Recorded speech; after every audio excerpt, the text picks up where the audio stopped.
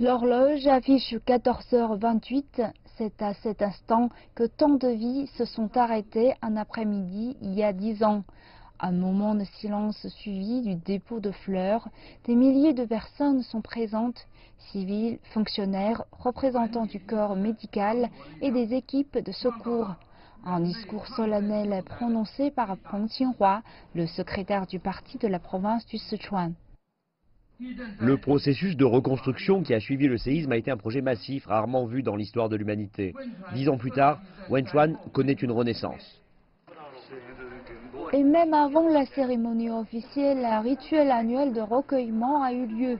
Les familles et amis sont arrivés du côté de la zone montagneuse où 6000 victimes ont été enterrées, beaucoup non identifiées avec seulement un nom qui les représente. Une blessure encore ouverte 10 ans plus tard. J'ai perdu mon père dans le séisme, il me manque beaucoup, mais seulement s'en souvenir n'est pas suffisant. Je pense qu'il serait très heureux de voir notre région natale aujourd'hui. Ici se trouve la source de la fierté. Les traces du drame mortier sont parties depuis longtemps. Désormais, le village de Yingxiu veut devenir un pôle du tourisme écologique. Dans une lettre à la conférence internationale de la mémoire de la décennie du séisme de Wenchuan, le président chinois Xi Jinping a salué le travail de reconstruction post-séisme à Wenchuan, tout en appelant à améliorer les capacités de prévention des catastrophes en Chine. Un appel qui est déjà plein de promesses pour le canton.